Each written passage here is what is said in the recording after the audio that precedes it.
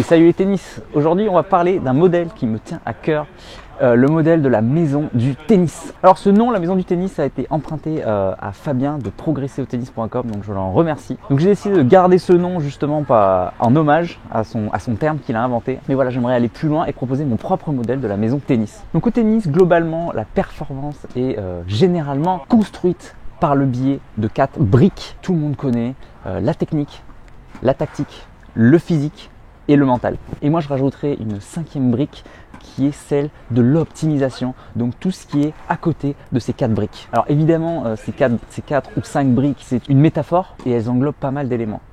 Par exemple, dans la brique du mental, il n'y a pas que le mental, il y a en fait tout le psychique, mais par commodité, on va laisser le mental parce que c'est beaucoup plus facile de comprendre. Tous ces éléments, toutes ces briques, elles sont liées entre elles par vous en fait, par votre identité personnelle. Alors attention, avertissement, on sépare ces 4-5 briques par commodité pour qu'on puisse comprendre, mais en vrai, dans la réalité, dans le monde réel, elles ne sont pas du tout séparées, elles sont toutes liées entre elles.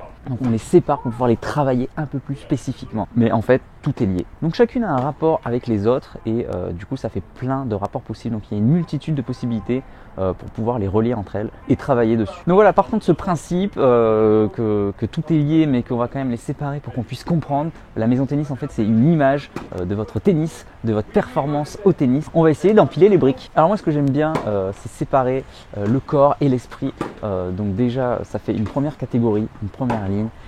Et ensuite, on peut séparer le tennis vraiment spécifique du un peu plus général. Et à partir de là, on a les catégories qui se mettent en place. Donc voici l'image que ça donne sur les 4 briques liées entre elles, entre le corps, l'esprit et le tennis et le général. Et je rajoute l'optimisation au toit parce que globalement les 4 briques c'est la maison elle-même, c'est le cœur de la maison et l'optimisation c'est le toit qui va faire que l'on peut augmenter sa performance un petit peu de plus en plus. Donc voilà un premier modèle pour la maison du tennis que j'adore. Il y a un deuxième modèle que j'aime beaucoup, c'est essayer de hiérarchiser. On a vu que tout était lié, mais est-ce qu'il existe une hiérarchie entre ces différents éléments, entre ces différentes briques? Alors toujours pareil, il n'existe pas de consensus, de réalité vraiment objective, mais il y a une tendance qui se dégage au tennis et c'est celle que j'ai envie de vous présenter maintenant. Donc d'abord tout part de nous, tout part de notre identité, de notre personnalité, tout part de nous. Ensuite, à partir de là, on va développer vraiment la technique. C'est vraiment la première étape. Le joueur débutant, c'est là où il va progresser le plus. C'est la base qui va vous permettre d'être performant. Tous les joueurs de haut niveau ont une bonne technique. Les débutants, ils vont progresser grâce à ça. Donc la technique, c'est vraiment le premier socle, la première brique sur laquelle toute votre maison tennis va s'empiler. Malheureusement, il y a beaucoup de joueurs qui s'arrêtent à ça et qui pensent que la technique, c'est toute leur maison tennis. Or, ce n'est pas le cas, c'est vraiment la première brique. Ensuite, la deuxième brique qui va s'empiler juste au-dessus, ça va être le physique. Donc en fait, c'est pareil. Plus vous avez de physique, plus vous allez pouvoir monter au haut niveau. C'est souvent une limite des joueurs de tennis. Il y en a beaucoup qui ont une bonne technique, mais qui ne peuvent pas atteindre le haut niveau, tout simplement à cause du physique. Et là encore, on s'aperçoit que les joueurs de haut niveau, presque tous, ont un bon physique. Les meilleurs joueurs, le top 3 mondial se différencient parce qu'ils ont justement un physique monstrueux, mais la capacité de ne jamais être blessé, d'être très rapide, d'être ultra puissant, et bien effectivement, ça va vous permettre de monter très haut. Donc c'est une qualité à développer, c'est une brique très importante. Contrairement à ce qu'on pourrait penser, je ne mets pas la brique du mental complètement au-dessus. Et pourtant, c'est ce qu'on dit au haut niveau, toujours égal, c'est d'abord la technique est égale, ensuite c'est le physique qui fait la différence. Si le physique est à peu près similaire, c'est le mental qui va faire la différence. Et c'est ce qu'on dit toujours des professionnels. Les pros actuellement, tout le monde est bon techniquement, tout le monde est bon physiquement, mais la grosse différence, c'est le mental. Donc c'est une qualité hyper importante, évidemment. Le problème avec le mental, c'est que ça englobe beaucoup de choses. Donc c'est très difficile de séparer, de mettre une brique parce qu'il y a plein de choses dedans. Il y a la motivation qui va vous permettre de durer, il y a la capacité de concentration, il y a la capacité d'imagerie. Il y a la capacité à persévérer malgré les échecs et il y a la grosse capacité de gérer ses émotions. C'est le haut de l'iceberg qu'on voit en match. Donc voilà, cette qualité mentale est très importante et je la mets juste au-dessus. Au sommet de cette pyramide, je mets vraiment la tactique. En fait, la tactique, c'est ce qu'on va pouvoir utiliser vraiment dans le match. C'est ce qui va vous permettre de gagner le match. Sauf qu'elle est dépendante de tout le reste. Si vous avez une bonne technique, vous pouvez utiliser la tactique de votre choix. Si votre technique, vous ne pouvez que attaquer, votre tactique elle est facile, c'est attaquer. Si en technique vous ne pouvez que faire les couper, la tactique c'est facile, c'est de couper. Donc la tactique en fait elle va dépendre de tout le reste. Donc plus vous avez une grosse technique, plus vous pouvez choisir la tactique qui va être efficace en match. On dit toujours la technique est au service de la tactique. Et moi j'irai plus loin dans ce concept, je dirais qu'en fait tout, le physique, le mental, tout en fait est fait pour savoir gérer ses émotions. C'est pourquoi? C'est pour être capable de faire la bonne tactique au bon moment et de ne pas se louper. Le physique c'est pareil, c'est pour pouvoir tenir tout le match et pouvoir garder sa tactique tout au long du match. Donc pour moi, une fois qu'on a développé toutes les qualités de base, voilà, c'est la tactique qui est vraiment au-dessus qui va faire la différence en match. C'est le plus important. Et bien sûr, l'optimisation, ce sont un peu les couches, les strates qu'on va mettre entre chaque brique pour pouvoir augmenter un peu justement la taille de la maison tennis, pour pouvoir justement qu'elle soit un peu plus solide, que les briques soient un peu plus collées entre elles. Donc c'est une deuxième image du modèle tennis, voilà, que j'adore. Donc vous pouvez choisir entre le modèle que vous voulez. Donc là ici c'est vraiment le principe que chaque qualité est une fondation pour les suivantes. Après voilà, en vrai c'est un tout petit peu plus complexe que ça. C'est sûr que même le débutant, des fois la technique, s'il a une meilleure technique que quelqu'un d'autre, il va gagner parce que ça suffit, peu importe sa tactique. Souvent quand même, si l'écart n'est pas trop important, du coup c'est la tactique qui va faire la différence. Donc c'est voilà, à similitude égale, la pyramide c'est ce qui est au-dessus dans la pyramide qui va faire la différence. C'est sûr que si une brique est vraiment différente, si quelqu'un a un gros physique plus que l'autre, et bien quand même il va gagner. Les footeux qui débutent au tennis et qui sont monstrueux physiquement, et bien ils vont gagner plein de matchs parce qu'ils font pas de fautes et ils vont bouffer leur adversaire physiquement. Et moi je vais vous proposer un dernier modèle de la maison tennis. Donc en fait c'est un peu mon modèle, c'est celle que je préfère, tout en sachant qu'aucune n'est vraie, aucune n'est fausse, hein.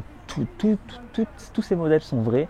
Moi je vous conseille d'aller chercher votre modèle à vous, celui que vous préférez. Donc moi mon modèle que je préfère, du coup c'est de dire que la maison, elle est construite sur des fondations, c'est vous, c'est votre identité. Donc vous êtes vraiment le socle. Si vous n'êtes pas là, forcément votre maison tennis n'existe pas. Donc votre identité, c'est vraiment le socle sur lequel vous allez vraiment vous appuyer. Donc ensuite on va essayer de construire la maison. Donc d'abord on va essayer de faire une base très grande. Plus votre base est grande en bas, plus vous allez construire votre maison haute. C'est comme les immeubles, comme les pyramides, plus la base est basse, plus vous allez pouvoir monter. Donc là c'est la même chose.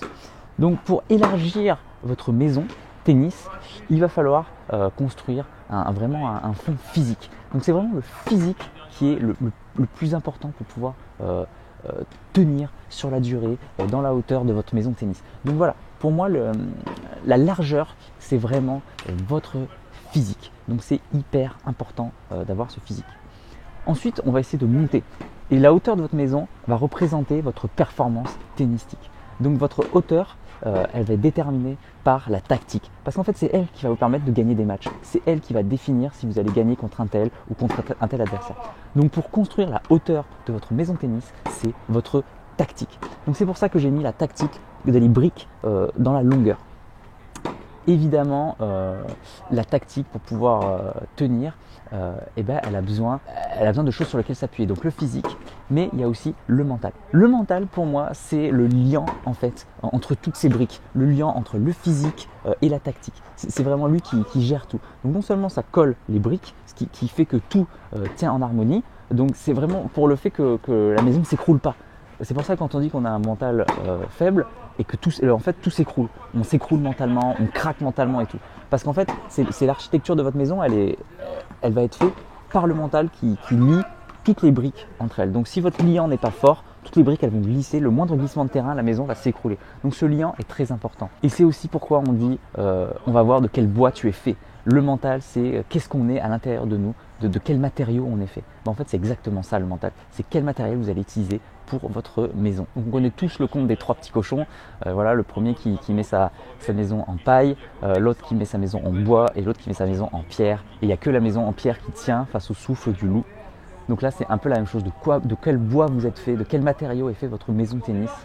Donc c'est votre mental qui le détermine. Si vous ne voulez pas que votre maison s'écroule, il vous faut un mental d'acier. Il vous faut un mental ultra solide. Et vous allez me dire, mais tu as oublié la technique quand même. Où est-ce que tu la mets, la technique ? Eh bien, c'est une très bonne question. En fait, la technique, c'est deux choses. C'est déjà l'architecture de votre maison. Comment vous construisez votre maison ?